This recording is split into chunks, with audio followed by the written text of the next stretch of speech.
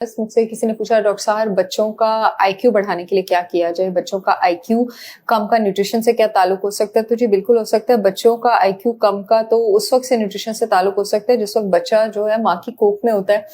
माँ की डाइट में अगर मैं आगे आती हूँ ग्रोइंग चिल्ड्रन पर भी ईपीए और डीएचए इकोसापेंटानोइक एसिड और डिकोसाहेक्सानोइक एसिड जो कि ओमेगा 3 फैटी एसिड्स अच्छे मौजूद नहीं है तो बच्चा इंटेलिजेंट पैदा नहीं होता। ये एसेंशियल फैटी एसिड्स हैं जो आपके दिमाग का जो ग्रे मैटर है, जो हिस्सा इंटेलेक्ट के लिए रिस्पॉन्सिबल है, उसका 60% हिस्सा बनाते हैं। और ये आपके पास अंडे की जर्दियों में है, देसी घी में है, नारियल जैतून के तेल में है, फैटी फिश में है, नट्स और सीड्स में है। तो इसी माओ की डाइट हेल्दी होना बहुत ज्यादा जरूरी है। बच्चे का आईक्यू कोर तरीके पे कुछ मिनरल्स पे डिपेंड करता है, जिसमें सबसे पहले जिस चीज की मैं बात करना चाहूंगी जिस चीज की इतनी बात होती नहीं है, एंड दैट इज आयोडीन। आपको पता है अगर बच्चों में आयोडीन कम हो तो उनका आईक्यू 13 पॉइंट्स तक गिर सकते हैं। इवन कि अगर बड़ों में आयोडीन कम हो उनका आईक्यू 15 पॉइंट्स तक गिर सकता है। और ये आपके पास सी फूड में होता है। इसी आप में से जो सब लोग मेरे पास मेरे पेशेंट बन के आते हैं उनको मैं कहती हूँ बच्चों को हफ्ते में 3 बार सी फूड दिया करें, क्योंकि इसमें आयोडीन भी होते हैं और ईपी और डीएचए भी होते हैं, जिनका मैंने वीडियो के शुरू में जिक्र किया। जिंक आपका जो हिपोकैम्पस है दिमाग का हिस्सा और फ्रंटल कॉर्टेक्स उसके न्यूरॉन्स बनाने में काम आता है। और ये न्यूरॉन्स इंटेलिजेंस के लिए, लर्निंग, मेमोरी और फोकस के लिए रिस्पॉन्सिबल होते हैं।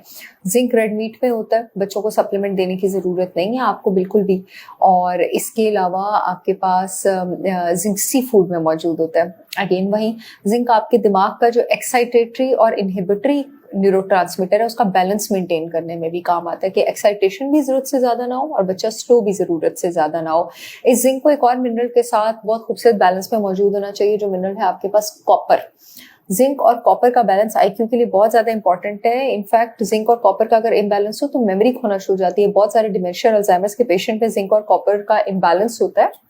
और ये आपके दिमाग का एक हिस्सा जिंक और कॉपर का बैलेंस जो है उसको रेगुलेट करते हैं। लोकस सेरुलियस जो बच्चे का आईक्यू और उसकी स्लीप दोनों को डिटरमिन करता है। अगेन कॉपर आपके पास सी फूड में है, रेड मीट में है, ग्रीन्स में है। और नेक्स्ट इज मैग्नीशियम। मैग्नीशियम आपके पास लीफी ग्रीन में है, डेयरी प्रोडक्ट्स में है। मैग्नीशियम के बगैर दिमाग एनर्जी नहीं जनरेट कर सकता। दिमाग का एटीपी जो है वो एनर्जी बना ही नहीं सकता। तो एनर्जी नहीं होगी तो आईक्यू कहाँ से आएगा। विटामिन डी इम्यून सिस्टम में भी इन्वॉल्व है, हड्डियों में भी इन्वॉल्व है, दांतों में भी इन्वॉल्व है, बालों में भी इन्वॉल्व है, स्किन में भी इन्वॉल्व है, तो आईक्यू में भी इन्वॉल्व है। विटामिन डी हर जगह इन्वॉल्व है। अपने बच्चों को सनलाइट का अच्छा एक्सपोजर दें, अपने बच्चों को जो है अंडे की जर्दियाँ दें, गुड फैट्स दें, उनको फैटी फिश दें, उनको डेयरी प्रोडक्ट्स अगर सूट करते हैं तो दें। अगर जरूरत पड़े तो बेशक उनको कॉड लिवर ऑयल सप्लीमेंट्स दें, जिस तरह मैंने अपनी बाकी वीडियोस में जिक्र किया। उनमें विटामिन डी की कमी नहीं होगी। And last but not the least, iron कम होने से बच्चों का कद और वजन भी कम होता है और उनका आईक्यू भी कम होता है, बिकॉज आयरन बॉडी में अच्छा होगा तो ब्लड ऑक्सीजन लेके जाएगा आपके पास ब्रेन में।